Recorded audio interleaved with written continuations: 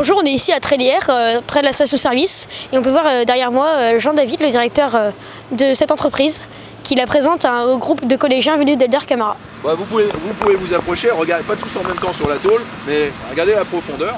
Et la cuve elle fait 3 mètres de diamètre. Pourquoi avoir choisi ce métier? J'ai choisi ce métier parce que je voulais un métier pour travailler dehors, principalement. Et ce qui vous plaît, c'est être dehors ou il y a autre chose? Ah, ce qui me plaît, il y a autre chose. Il y a surtout les hommes. Et travailler dehors et puis faire de belles rencontres et avoir des gens qui travaillent avec moi qui partagent la même passion. Hein, on a terrassé, on a fait un gros trou, on est descendu à 5 mètres pour poser justement ces réservoirs. Pour voir s'il y a du carburant dans sa cuve, il enlève le bouchon, il sort une espèce de règle, d'accord? Il regarde et dessus il a le niveau du carburant qu'il y a dans sa cuve. Là la cuve a fait 100 000 litres. Ça vous parle, 100 000?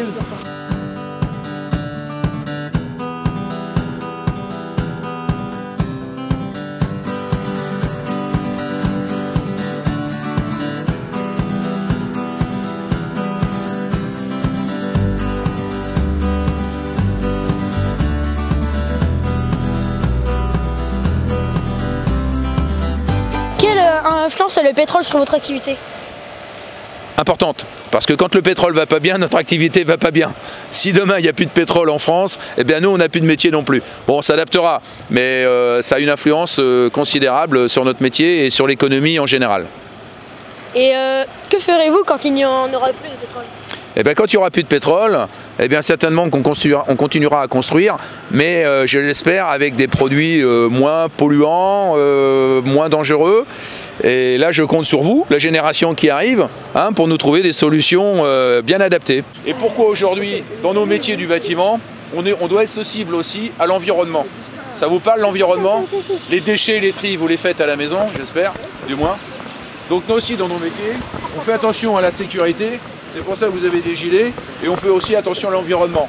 Et on va récupérer les gaz, on ne va pas les laisser partir comme ça dans la nature. On a commencé par ça, on a fait le trou, on a posé le réservoir. Ça c'est mon métier, d'accord? Je ne vends pas les matériels, hein, ça c'est une autre entreprise. Moi je fais uniquement la partie préparation. Et après on va aller là-bas, je vais vous montrer, venez voir. Donc ça c'est les bouches de remplissage. Le camion quand il vient avec de l'essence, d'accord? Il vient ici, il se raccorde là, tac tac, il se branche et hop, ça remplit la cuve. Mon métier consiste à reconstruire un petit peu tout le support, à faire des gros massifs pour tenir ce qu'on appelle l'auvent. Hein, et une fois que j'ai fait ces massifs, que j'ai construit, que j'ai fait ce béton là, on prend et hop, hop, on vient mettre dessus. Et que ferez-vous quand l'électricité deviendra le pétrole? Vous mettrez-vous à distribuer l'électricité? Oui, certainement, ça existe déjà aujourd'hui parce que dans les stations carburant, il y a aussi des bornes de recharge. Vous avez tous vu avec certaines voitures électriques, il y a des bornes de recharge et on commence dans nos métiers aussi à faire ce type d'installation pour les voitures électriques. Donc oui, il y a une mutation. On commence à avoir une petite mutation, mais elle est légère hein, quand même. Hein. Faut pas tout transformer non plus. Elle est quand même légère. Voilà. L'avenir de l'automobile, bon, si l'automobile se porte bien, on se porte bien aussi. Quelle importance a l'essence sur la société en général? Ah, c'est une importance, oui, parce que lorsqu'il n'y a pas d'essence, eh bien, c'est le monde qui s'arrête. Donc on ne peut pas aller au travail, on ne peut pas aller à l'école. Hein? Prenez-vous des stagiaires? Ça nous arrive de temps en temps, oui. On peut en prendre, oui. C'était Noé en direct de la station-service de Trélières avec Jean-David Pavlik. Merci d'avoir regardé. Au revoir. Qu'est-ce qu'on a appris? Le métier de maçon. Métier de maçon, très bien. Toi, qu'est-ce que tu as appris? La station-service, comment ça se construisait. Comment ça se passe pour l'essence, etc. dans la station. On nous a expliqué tout sur la station. Comment ça s'est passé alors cette interview? Il faisait un peu froid. Il faisait un peu froid? Oui. Et toi, le cadrage alors, Nicolas? Ouais, ça va. Ouais, ça s'est bien passé le cadrage? Ouais. C'est Arthur qui est au making-of. Alors Arthur, ça se passe comment le making-of? Bah c'est plutôt bien, on a fait des beaux plans. Et puis bah ça va, il y avait assez de luminosité. Donc Antoine, tiens, faut vraiment que tu sois là. Antoine, c'était quoi ton rôle dans ce... Script. Oh, c'est quoi script?